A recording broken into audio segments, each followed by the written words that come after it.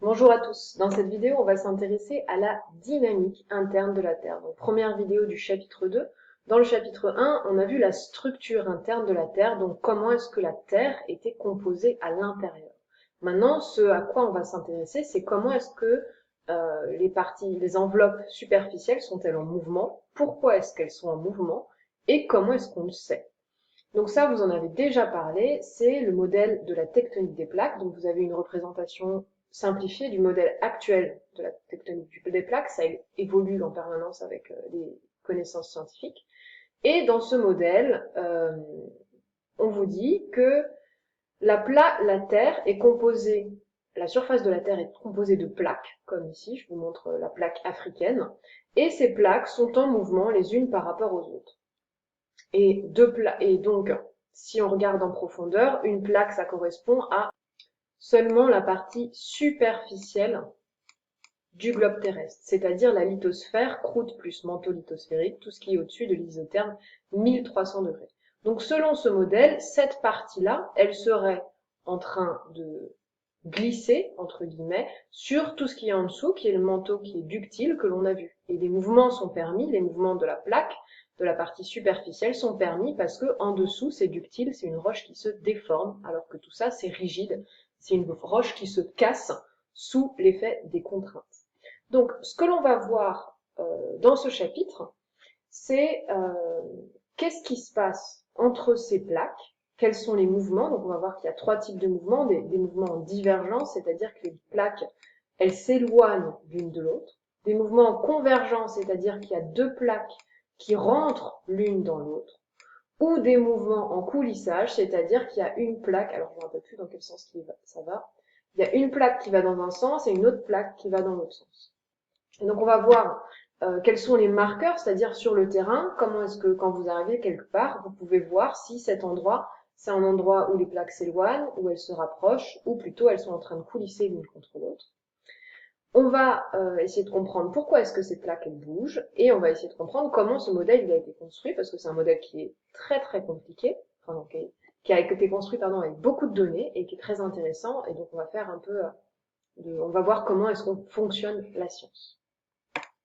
Alors, première étape, on va, dans cette vidéo, s'intéresser aux zones divergentes. Donc, les moments, les endroits où les plaques s'éloignent l'une de l'autre. Et on va se poser deux questions. Quels sont les marqueurs géologiques d'une zone divergente? C'est-à-dire, quand je suis sur le terrain, si on vous donne des photos, comment est-ce que vous allez pouvoir savoir si c'est une zone divergente, c'est-à-dire une zone où les plaques s'éloignent? Et deuxième élément, quel est le lien entre ces marqueurs et les mécanismes liés à l'œuvre? C'est-à-dire, les marqueurs, c'est pas juste des éléments qui sont là au hasard. Si on observe ça, c'est parce qu'il se passe quelque chose. Et on va comprendre le lien entre la cause, le mouvement, et ce que l'on observe sur le terrain. Alors, première chose, repérer où sont les frontières divergentes. Donc ici, vous avez une carte avec les mouvements relatifs des différentes plaques qui sont exprimés avec des flèches et des chiffres. Le chiffre représente le nombre de centimètres par an de mouvement.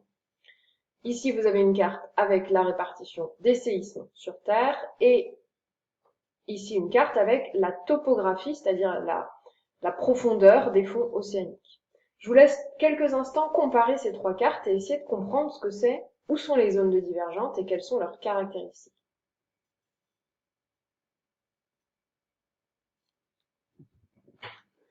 Ok, alors, la première chose qu'on regarde, ici on vous a simplifié le travail, puisque sur cette carte, les zones divergentes, elles sont localisées en rouge. Et vous voyez que ici, ces deux plaques, la plaque Nazca et la plaque Pacifique, elles s'éloignent de 18 cm par an. Et donc, toutes les frontières divergentes sont localisées en rouge. Et quand vous faites une superposition entre cette carte-là et cette carte-là, vous observez que, eh bien, en fait, cette frontière divergente, c'est aussi l'endroit où on va observer beaucoup de séismes. Et qu'il y a une bonne superposition entre les frontières divergentes et les endroits où il y a des séismes. Donc il y a peut-être un lien entre divergence et séisme. Ça, c'est une hypothèse, vous la gardez à l'esprit pour la suite.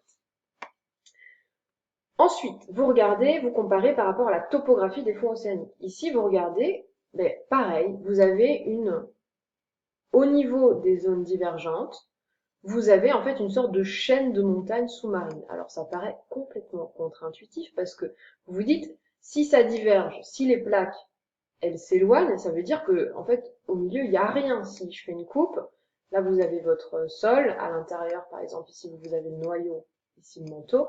Si vous dites qu'il y a divergence, c'est-à-dire que ça s'écarte, la première chose à imaginer, c'est ce qui se passe dans les films, c'est-à-dire qu'il va y avoir un grand gouffre au milieu. Or, ici, quand on superpose les données, entre les données de mouvement et les données de profondeur des fonds océaniques, on observe qu'en fait, il n'y a pas du tout un gros gouffre, il y a plutôt une petite montagne. Donc, on va chercher à comprendre ce qui se passe ici. Donc, pour comprendre ce qui se passe ici, on a deux solutions. Soit on va au fond des océans, et ça, c'est pas très facile, parce que c'est 3000, 4000 mètres de profondeur, on peut y aller. L'humain ne peut pas y aller, mais en tout cas, on peut envoyer des robots avec des caméras. Ou sinon, on a la chance de pouvoir aller soit en Islande ici, qui est un petit terre émergé qui est pile sur une frontière en divergence, soit aux Açores. Alors, je sais plus où ça a été pris, ça en tout cas c'est soit aux Açores, soit en Islande, et ce que l'on observe sur le terrain, c'est ça, c'est-à-dire une falaise, donc ici vous avez l'échelle avec des petits bonhommes. Ok, bah on est bien avancé, donc si on vous donne ça, en fait, il faut utiliser ça. Et ça, c'est super important. C'est ce qui se passe, en fait, quand on a différents types de contraintes. Ici, vous avez un bloc. Donc, à la base, le bloc, il est comme ça, avec une couche de sédiments bleu et une couche de sédiments marron. Donc, si je le fais en 3 dimensions, ça fait ça. Tac, tac et tac. Et puis, qu'est-ce qui arrive à ce bloc? Dans ce cas-là, on a une compression. C'est-à-dire qu'il y a des forces comme ça qui viennent comprimer le bloc. Et la conséquence, c'est que, vu qu'on est en surface, la roche, elle est cassante, elle va se casser et on va avoir formation d'une faille. Et vous savez que s'il y a une faille, ça veut dire aussi qu'il y a un séisme. Ça, c'est ce qu'on a vu dans le premier chapitre. Donc là, le séisme, on ne peut pas le voir, la faille, elle est là déjà depuis longtemps, il a eu lieu il y a très très longtemps. Par contre, on voit encore cette faille, et cette faille, elle nous informe beaucoup. Parce que s'il y a des contraintes convergentes, il y a de la compression. Regardez, le bloc, il y a un bloc qui va monter sur l'autre. Donc il va monter comme ça. Un peu joli ce que j'ai fait. Il va monter sur l'autre. Et donc ça veut dire qu'on va avoir un raccourcissement. La surface de ma terre, ici, elle a été raccourcie de tac, tac, tac, tac, tac. On a raccourci de ça, la surface. Si par contre, j'ai des contraintes en extension, c'est-à-dire qu'il y a quelque chose, il y a des forces qui tirent sur mon bloc de roche, la roche va également se failler, il va y avoir un plan de rupture, va également y avoir un séisme, mais là je ne suis plus là pour voir le séisme. Par contre, ce que je vois, c'est toujours la géométrie de la faille. Et là, regardez, c'est pas du tout le même cas qu'ici, parce qu'en fait, ce qui s'est passé là, c'est que ce bloc, il est descendu et ce bloc, il est monté. Et la conséquence, c'est que ici, quand je regarde la surface verte, c'était mon sol originellement, ici, je vais avoir un espace qui est créé. Donc, je vais avoir une augmentation de la surface de la Terre qui est de cette taille. Okay. Donc, grâce à la géométrie de la faille, je vais pouvoir regarder s'il y a de l'espace qui a disparu. Si l'espace a disparu, c'était que j'ai eu de la compression. Ou s'il y a de l'espace qui a été créé. À ce moment-là, j'ai eu une extension. Et enfin, si on est dans une frontière en divergence, où on a des mouvements différents, là, on reste toujours à la même hauteur, c'est juste qu'il y a un bloc qui bouge par rapport à l'autre, mais toujours à la même surface. Donc ici, si on revient à ça, là, en fait, cette falaise, elle vient pas de nulle part. À la base, ce sol, c'était au même niveau que ce sol-là, et au même niveau que ce sol-là. Donc, là, à vous de regarder la géométrie des failles, et en fait, cette falaise, c'est ça, soit cette surface-là, c'est de la roche qui était avant en profondeur, soit cette surface. Donc là, on la voit pas trop dans cette géométrie-là. Donc, à votre avis, ça, c'est plutôt une faille qu'on va appeler une faille normale. Oula, il y a eu un problème. C'est l'inverse. Ça, c'est une faille inverse et ça, c'est une faille normale. Ok, est-ce que vous avez une faille inverse, une faille normale ou une faille décrochante dans ce paysage-là? Alors, avec ce bloc-là, c'est pas forcément évident de savoir. Par contre, ici, on a quelque chose de plus clair. Et puis, ce qui va nous aider, on a vraiment une faille qui a cette inclinaison avec cette partie-là qui est tombée. Et ce qui va nous aider aussi, c'est aussi la symétrie de la structure. Donc là, vous avez ici un schéma d'interprétation. Ce que vous voyez ici, là, cette zone herbacée, c'est ça, c'est ce qui s'est effondré. Et ce qui est des deux côtés, là, c'est les blocs qui sont restés, soit ils ont remonté un peu, soit ils sont restés au même niveau. Et en tout cas, l'espace créé, c'est tout cet espace qui est ici. On a créé de l'espace de ce côté-là et de l'espace ici. Et donc, le mouvement des failles, c'est que on a eu un mouvement comme ça. Ça, c'est descendu et ça, c'est monté. Donc tout ça, ce type de paysage, vous devez être capable de lire, accompagné de ce schéma-là. Et donc je vous ai remis ici la carte des séismes et les séismes. Donc là, vous avez des failles, mais la carte des séismes qu'on a vue au début, elle est tout à fait reliée à la faille, parce que encore aujourd'hui, on observe des séismes parce que les failles, elles continuent de bouger. Ça continue à s'étendre, du coup, ça continue à se fracturer en profondeur. Du coup, ça continue à générer des failles plus profondes et donc à générer des séismes. Donc voilà pour les marqueurs. Le marqueur d'une zone divergente, ça va être des failles normales qui sont associées à des séismes, puisque une faille, c'est la conséquence d'une rupture de roche, et la rupture de roche, c'est ce qui déclenche le séisme. Donc ça, c'est le lien entre les marqueurs et le mécanisme. Le mécanisme, la base du mécanisme, c'est l'extension. On tire sur la roche. La conséquence, c'est que la roche, elle casse. Lors de la rupture, on a émission d'ondes sismiques et on a formation d'une faille. Et la géométrie de la faille va nous permettre de comprendre si on a... parce que les forces, on les voit pas. On voit pas ces forces. On les déduit grâce à la géométrie de la faille. Et c'est parce qu'on comprend en laboratoire que ça se passe comme ça, qu'en étudiant la géométrie de la faille, on va pouvoir dire ici, il y a eu de la divergence de chaque côté. Les roches dans cet endroit-là sont soumises à des contraintes divergentes.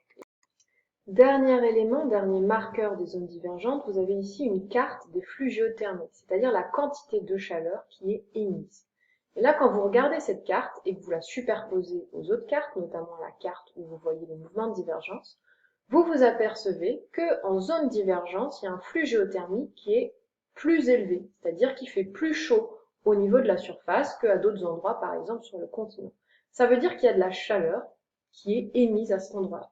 Donc si on pense chaleur, en géologie, on pense forcément volcanisme. Et en effet, quand on envoie des sous-marins, on observe ces structures-là. Et quand on regarde des éruptions volcaniques sous-marine, voilà ce qui se passe. Donc là, vous avez la lave et au contact de l'eau, on a une sorte de gros boudin qui se forme. C'est ce qu'on appelle des pilots lava, pilots comme oreiller. Et donc, c'est des structures qui sont caractéristiques du refroidissement de la lave à l'intérieur de l'océan. Donc, on peut relier ce marqueur-là, l'existence de pilots lava, de roches en coussin, de boules de basalte. D'ailleurs, vous savez que le basalte, on l'a déjà vu, c'est du magma qui a refroidi instantanément au contact de la croûte, et l'existence d'une anomalie thermique positive, c'est-à-dire qui fait bizarrement chaud, beaucoup plus chaud au niveau des dorsales qu'à d'autres endroits.